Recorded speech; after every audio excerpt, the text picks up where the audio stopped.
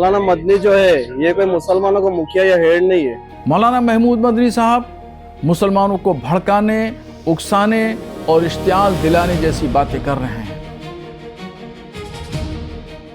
जमीयत उलमा के सदर मौलाना महमूद मदनी साहब ने जो बातें कही हैं उससे हमें इत्तफाक नहीं है। वो हिंदुस्तान के मशहूर आलिम हैं, मजहबी रहनुमा हैं।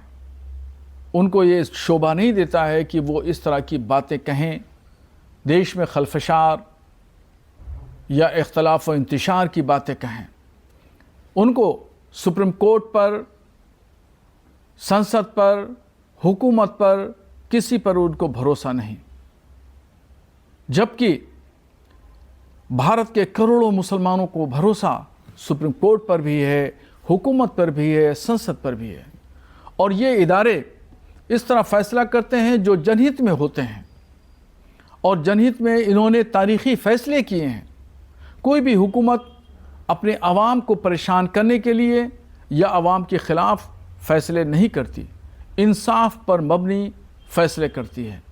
मौलाना महमूद मदनी साहब मुसलमानों को भड़काने, उकसाने और इश्तियाल दिलाने जैसी बातें कर रहे हैं। उनको हरगिज़ इस तरह की बातें नहीं करना चाहिए।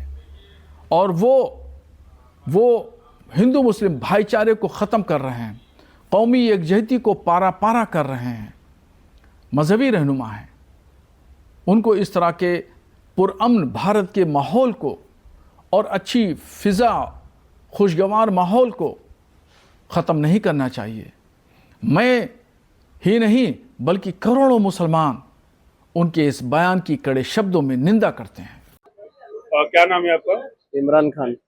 क्या कहेंगे मौलाना महमूद मदनी जो बोल रहे हैं कि देश में मुसलमान और इस्लाम को बदनाम किया जा रहा है, क्या कहेंगे, आपकी क्या राय है?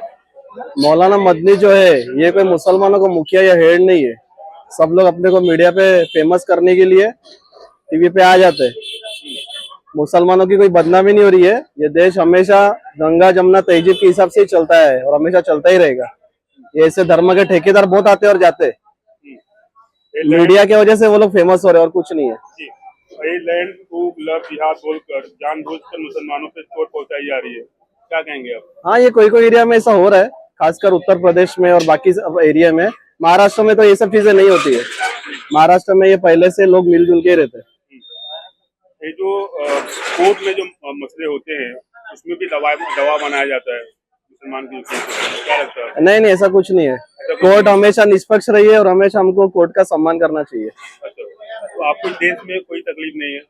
नहीं, मुसलमान तो सब मिलजुल के रहते हैं। हम तो महाराष्ट्र का बताएंगे, महाराष्ट्र में रहते हैं। यहाँ पे हम लोग सब मिलजुल कर अच्छे से रहते हैं। बाहर से मुसलमानों का धर्म गुरु बताते हैं मौलाना जी है, वो ऐसे जो बयान देते हैं, उसके लिए क्या कहेंगे आप? बाहर से कौन सा मौलाना? कोई भी? अच्छा, नहीं, ऐसा कुछ नहीं है। हमारा कोई मुसलमानों का कोई ठेकेदार है नहीं। मुसलमान अपनी किताब कुरान पे बिलीव करते हैं, उसको पढ़ते हैं, उसके मुताबिक अपना जीवन और दिनचर्या अपना चलाते हैं। जिहाद, इस्लाम और मुसलमानों के दुश्मनों ने इस्लाम की मुक़द्दस इस्तिलाहात मसलन जिहाद के लफ्ज़ को एक गाली, फसाद और वायलेंस का हमनाम बना दिया है। लव जिहाद, लैंड जिहाद, तालीम जिहाद, थूक जिहाद वगैरह जैसे जुमले इस्तेमाल करके मुसलमानों की सख्त दिल आज़ारी और उनके मजहब की तौहीन की जा रही है। अफसोस का मकाम है कि हुकूमत और मीडिया में बैठे जिम्मेदार अफराद भी इस तरह के अल्फाज इस्तेमाल करने में कोई शर्म महसूस नहीं करते और न एक कम्युनिटी की दिल आज़ारी की परवाह करते हैं। परवाह क्या करेंगे? ये तो उस कम्युनिटी की दुश्मनी में करते हैं। यह तो पुराने दौर से चला आ रहा है कि कहीं भी दहशतगर्दाना अमल पेश आ जाए तो उसको जिहाद का नाम देकर इस्लाम और मुसलमानों पे ताने, तोहमतें और नाहक इल्ज़ाम आयद किए जाते हैं। ये वाज़ेह होना चाहिए कि इस्लाम में जिहाद एक मुक़द्दस दीनी फरीज़ा है। जिहाद कुरान में कई मानों के लिए इस्तेमाल हुआ है, लेकिन जिस माने के लिए भी इस्तेमाल हुआ है, फ़र्द से लेकर समाज और इंसानियत की भलाई, उनकी सरबुलंदी और उनकी इज़्ज़त व वक़ार के क़याम के लिए हुआ है।